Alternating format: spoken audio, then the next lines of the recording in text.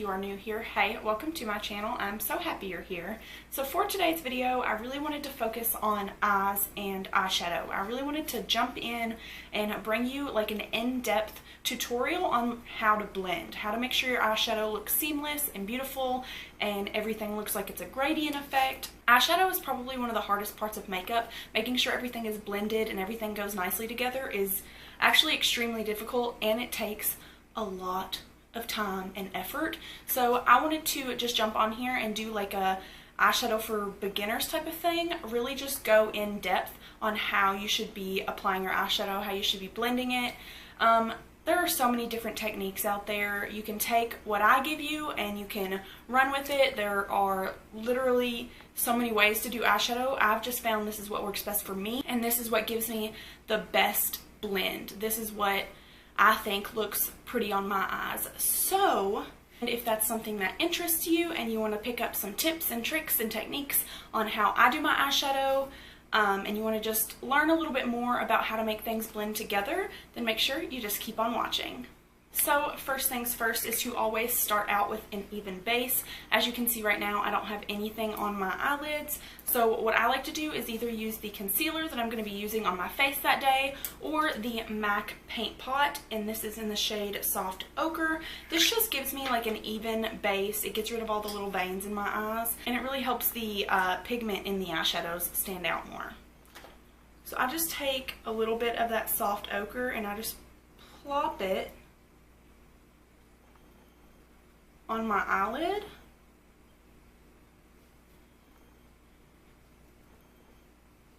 So that I can start with a nice even base.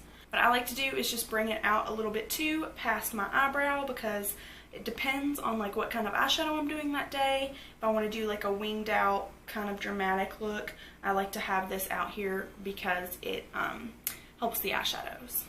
Then I'll just take a beauty sponge and I will make sure that that's blended out and there are no creases or wrinkles or anything like that.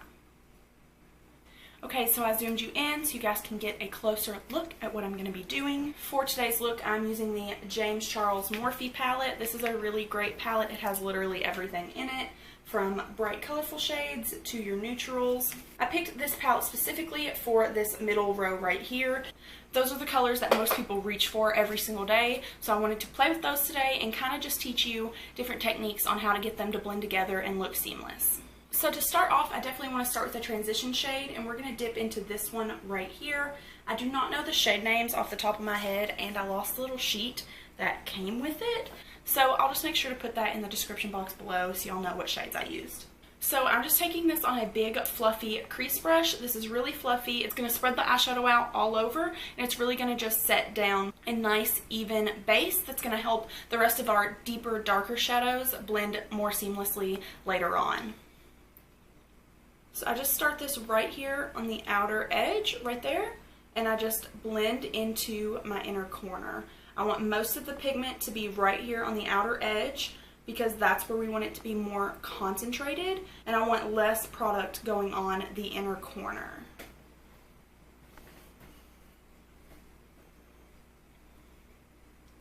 You always start with the lightest color first, or at least I do, because it makes everything blend better. The lighter the color, the higher up in your crease it goes, and the darker the color, the lower in your crease it goes. So since this is just a transition shade, it's going to stay up here higher in our crease, and it's going to help all of our darker shades blend together later. I'm doing this with a really light hand. I don't want to be putting too much pressure, because that's going to disperse way too much color right here on the outer corner. I just want to do light motions. So as you start applying more color, the smaller the brush should be. So this is a Morphe M433. This is just a smaller blending brush, and it is more dense. It's going to allow me to pack the color on and then blend it in my crease. And it's smaller, so it's not going to spread the color all over my eye and go crazy. So since we have that transition color down, we can go in with a darker color. I'm going to dip into this middle shade right here, and we're going to just plop that in our crease, but below the transition shade. So something that I really like to do is to pack the color on right here in the inner corner. Just get all that pigment right there and then slowly bring it into the inner corner. Just like we did with the transition shade, it's important to apply most of the pigment right here on your outer corner and then just slowly blend it in. Another really important thing to remember is to always start with a little product and then build the color up. You don't want to go in with a ton of product on your eye because it's just going to make a mess and it's going to go crazy and you're not going to be able to blend it out. You're going to be sitting here blending for like 3 hours. So something that I like to do is to just go in with a little bit of product at first, start blending it out on your eye, and you can go back and forth as many times as you need to. It's really easy to add color and you can't really take color away. So that's probably one of the most important steps in this, like, eyeshadow basics routine, is to always start with a little bit of product and then just continuously build up the color. As you can see, we lost a little bit of that transition color, so in order to just make sure that color's still there, I'm just going to go back in with my fluffy brush and a little bit of that color and just blend out the edge of that second color we used, just to give us that gradient effect, so they're just blending together like seamlessly. So I'm just going to dip into this color right next to the color we just used, and I'm going to use the same brush. Again, I'm just going to go in with a little bit of product, but we're going to focus this right here below that color we just laid down and just start blending it into our crease in our outer corner.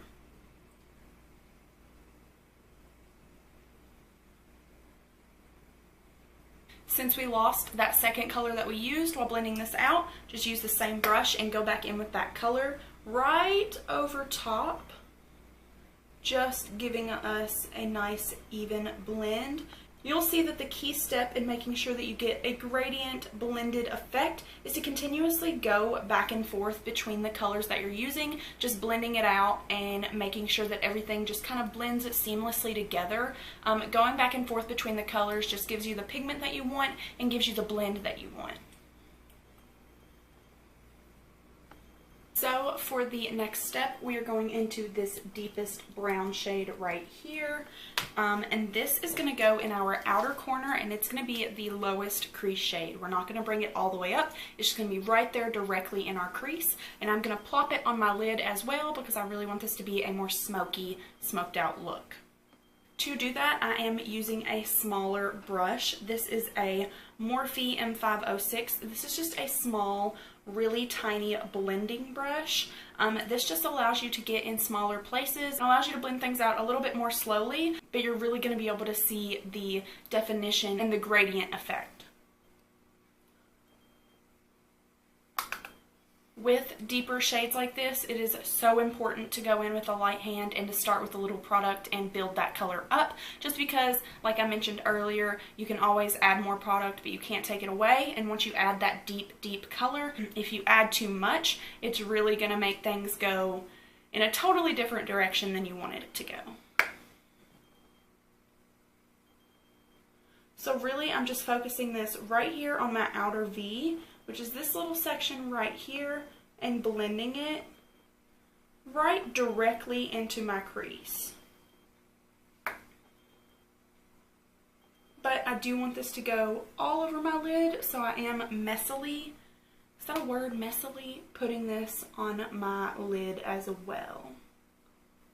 So that is pretty much it for like the upper lid, the crease, all of that good stuff. What I like to do now is to just take a makeup wipe and I like to clean up the edge. You can definitely leave it like this and just make it really smoky. What I like to do is just take this, clean up the edge, and it really just shows off the blend a little bit better. Just cleans it up, makes it nice and sharp, and you can really, when you take like close-up eye pictures, you can really see the blend and the gradient effect, which is super important when you're taking like makeup pictures and you're trying to like post to Instagram or anything like that. If you did just want a smoky eye and you just wanted to wear it out, then you could totally just leave it like I said before, and it would be just as beautiful. This just helps me see how well all the shadows are blended together. With that being said, I'm going to do the other eye off camera and the rest of my face, and I will be back to show you the lower lash line. One eternity later. Okay, so I have the rest of my face done. I have some eyelashes on, and now we're going to work on the lower lash line. So when I work in the crease, I always start with the lightest color, and then you build up to the darker colors, and it just blends really easily. On the lower lash line, I like to start with the darkest color. And what I mean by that is I take the darkest color that I used up in my crease and I press that up against my lash line, and then I take all of the lighter colors that I used in my crease and blend that out. And it just creates a really beautiful gradient effect on your lower lash line, and it really smokes it out. And it kind of helps hide, like, if you have under eye wrinkles, which is really great. A good technique is to always start with the darkest color, press it really close up to your lash line, and then just blend it out with the colors that you used in your crease. It creates a beautiful effect. So I'm going to start with that deepest brown shade that I used in my lower crease and on my lid, and I'm going to press this against my lower lash line on a small definer brush. This is literally the tiniest little thing. I'm just going to press the pigment up to my lower lash line.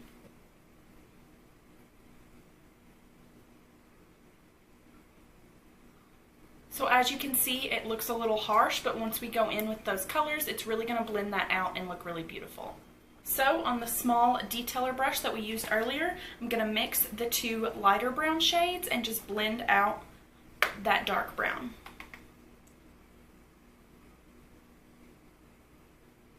Make sure to connect it to the colors in on your lid right here. If you don't, it's going to leave this blank empty space and it's going to look funny. So make sure you're blending it together. This makes for a really beautiful smoky under eye. You definitely don't have to go this smoky. You can totally skip the darkest brown color if you want. I just really wanted a smoky under eye. I think it looks good. It really goes well with this look, and I like how it turned out. As you can see, all of those colors blended together beautifully, and it really created that gradient effect that we also did up top. Alright, so I popped some black liner in my waterline. Again, that's another optional step. I just wanted my look to be really, really smoky, but the purpose of this is just to show you guys how to blend and how to make everything mesh together. So if you don't want to make it this smoky, you totally don't have to. I just wanted to be dramatic. So the last and final step is to add some highlight to the inner corner and the brow bone, just to lighten it back up a little bit, add a little more life to it.